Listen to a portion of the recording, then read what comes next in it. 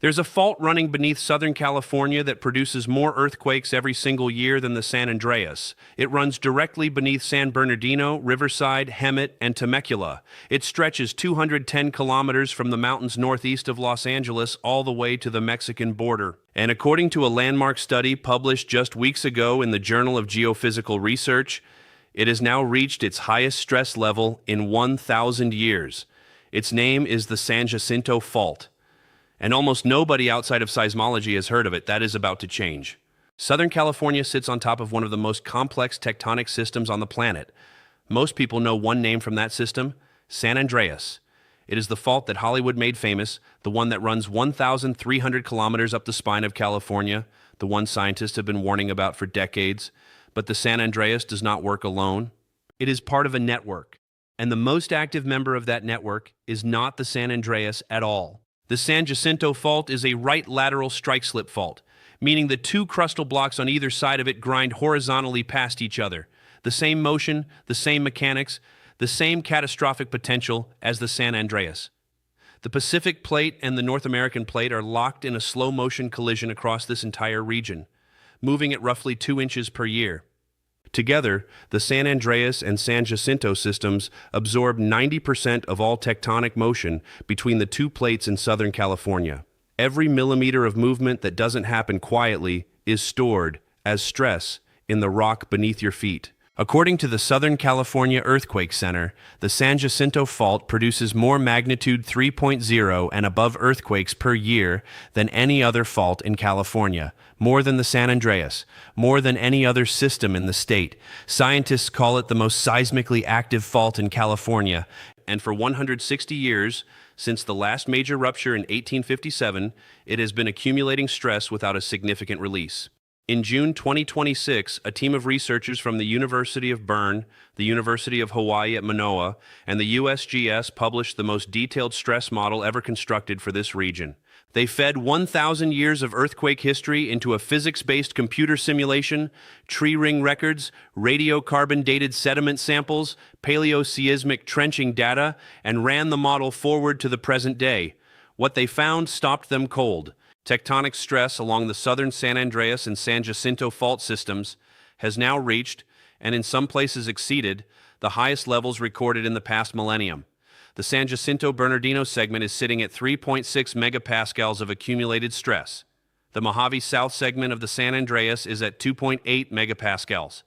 To put those numbers in context, past earthquakes in this region ruptured when stress differences across the junction reached as little as 0.3 megapascals. The current gap between the two systems is 0.8 megapascals and closing. Lead author Liliane Burkhardt, a geophysicist from the University of Bern, described the situation in terms that left no room for misinterpretation. The system, she said, is in a critically loaded state. More than 160 years have passed since the last major rupture. The stress that would normally be released in large earthquakes has continued to accumulate, and it is now at unprecedented levels. Here is the part that should concern every person living between Los Angeles and the Coachella Valley. Northeast of Los Angeles, where the San Bernardino Mountains meet the San Gabriel Mountains, there is a narrow mountain pass called Cajon Pass. This is where Interstate 15 runs. This is where the major freight rail lines connecting Los Angeles to the rest of the country pass through. This is where water infrastructure, power lines, and energy corridors serving the greater Los Angeles metropolitan area are concentrated into a single geographic bottleneck, and this is exactly where the San Andreas Fault and the San Jacinto Fault come closest to each other. Scientists call it the earthquake gate. The gate works like this. When a large earthquake ruptures one fault, the seismic energy traveling along that fault reaches Cajon Pass. At that point, one of two things happens. Either the stress difference between the two fault systems is large enough to stop the rupture, the gate stays closed, the earthquake is contained to one fault, or the stress levels on both systems are closely aligned. The gate opens, and the rupture jumps from one fault to the other, cascading across both systems simultaneously. In 1812, a magnitude 7.5 earthquake known as the Wrightwood earthquake crossed Cajon Pass and ruptured both the San Andreas and San Jacinto faults in a single event. It killed 40 people in a California with almost no population. Today, the communities that would sit in the direct rupture path of a joint event include Los Angeles, San Bernardino, Riverside, and the Coachella Valley, a combined population of more than 20 million people, with 40 million in the broader affected region.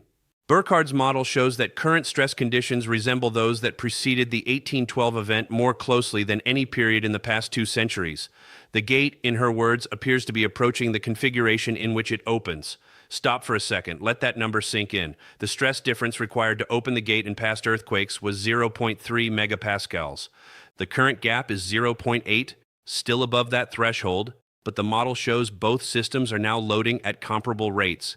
If that gap closes further before either fault ruptures independently, the next event could be both. A joint rupture of the San Andreas and San Jacinto faults crossing Cajon Pass would, according to the study, produce an earthquake of approximately magnitude 7.4 to 7.8. For comparison, the 1994 Northridge earthquake, the most costly natural disaster in California history at that time, was a magnitude 6.7. A magnitude 7.8 releases roughly 40 times more energy than Northridge.